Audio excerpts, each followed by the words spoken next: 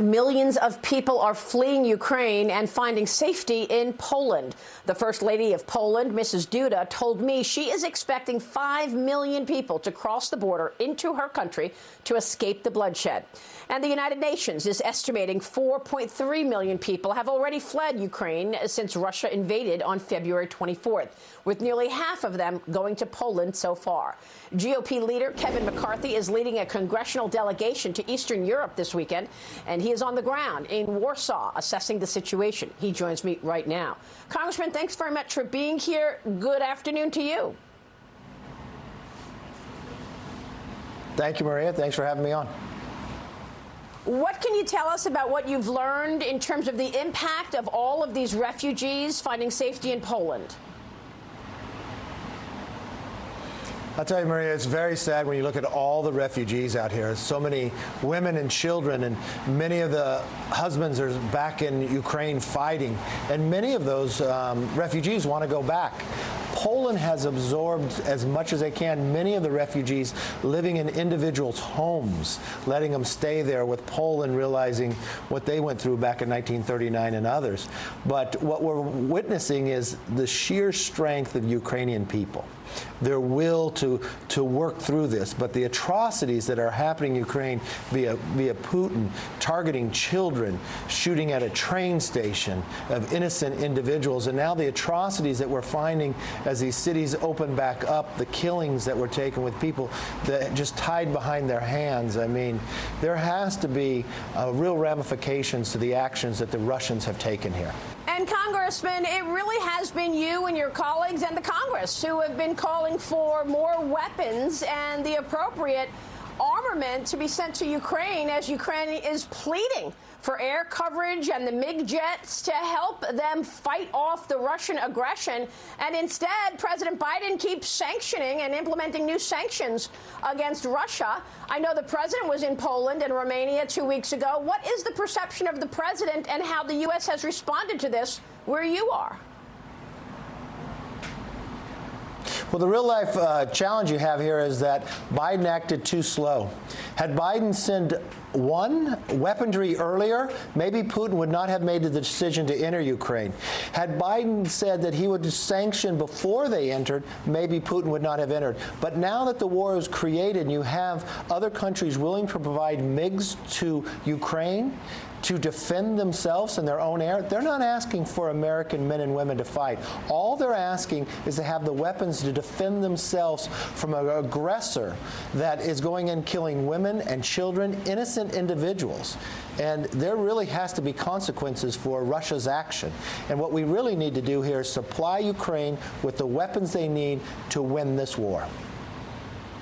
But why aren't we? I mean, you told Biden last June that sanctions were not going to deter Putin. I remember having this conversation, and yet we keep hearing about more sanctions, sanctions on Putin's daughter, sanctions on oligarchs. Why can't Ukraine get the weapons that it needs?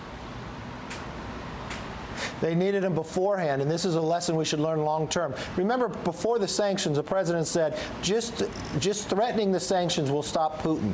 And then once Putin enters Ukraine, then the president said sanctions will take a long time to work. And we just look back on Friday where the ruble was. It was back to where it was prior to the sanctions entering. So they're not working. The number one thing that works is a country able to defend themselves. So we should look to the future. How do we make sure that they do not make this mistake again? They should be supplying Taiwan with weapons to defend themselves so China does not get the idea to enter Taiwan. And this is the lesson that has to be learned. Ukraine wants to defend themselves. Anyone that can see the refugees that are here, the millions of refugees, from old to young, sleeping on floors with Poland opening up their homes and others, they don't want to leave Ukraine.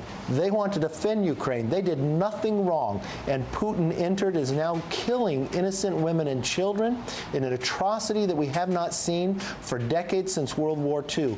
And there really has to be consequences for the actions that Russia has taken in this situation, and the world should unite around that. You said that if the GOP wins the majority in November, that you are going to be investigating all of this.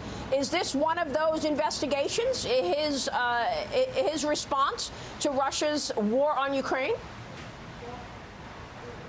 Yeah, that's just not the only place that we would hold him accountable and investigate. The way he pulled out of Afghanistan, that brought us 13 more Gold Star families. Who made those decisions? The Attorney General investigating American parents who want to go to school board meetings. The IRS that is releasing Americans' taxpayers' tax returns. Then when you look at where is the origin of COVID, where did that come from? Why don't we know that after the millions of people who have died because of it? These are just a few of the investigations and the accountability that we can hold this administration, because we would have subpoena power. But also what we would do is make America energy independent, secure our borders, stop the fentanyl coming across that is now the #1 killer of Americans between the ages of 18 and 45, make our streets and schools safe again, stop this runaway inflation that the Democrats have brought forth to America that we have not seen in 40 years. I spoke with one of your colleagues on Friday on Fox Business, Greg Murphy, and he told me that all of the things that he is seeing from President Biden are impeachable, but the Congress is worried about impeaching him because they're not so confident about his #2. Here's Greg Murphy. I want to get your reaction to this. Watch. I think there's going to be plenty afoot. There's plenty. If you look at Afghanistan, you look at the border crisis, you look at so many of these different things. The sad thing is, Maria, look at who's #2. Look at who's #2. I think #2 is worse than #1. So this is the predicament that we're in. But these offenses that this president has done against the heart and soul of this country, against law and order, I think stands our grounds for impeachable offenses. Congressman, what about that? Will you move to impeach President Biden? Look, the one thing we learned that the Democrats did is they used impeachment for political reasons. We believe in the rule of law. We're not going to pick and choose just because somebody has power. We're going to uphold the law. At any time, if someone breaks the law and the ramification comes impeachment, we would move towards that. But we're not going to use it for political purposes. Our focus is going to be securing our border, making us energy independent, bringing these prices down, making our schools safe and our streets again, and holding this administration accountable. And we will take the facts to wherever the facts go, because America has been through too much with people playing politics with the concept of impeachment. But if it rises to that level, we would have the law determine that. Well, I want to get your take on President Biden's budget that he is proposing, Congressman, $5.8 trillion. And we've got the line items here in terms of all of the billions that he wants to spend on his climate change agenda.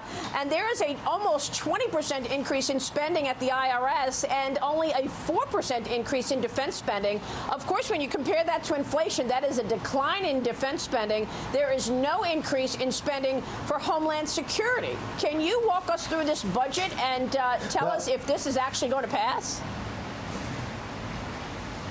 Well, I don't believe this budget is going to pass, and that's good for America that it doesn't. Remember, if a budget is about a president's values, he never once talks about the deficit. He doesn't talk about the border being insecure. He doesn't talk about the crime in the streets. But you know what he does talk about? Climate change 33 times. He does talk about taxes, fees, and penalties 120 times. So you know where their values are. They want more money into the IRS to audit you more instead of building a strong military so we're not sitting like Ukraine is at this moment in time.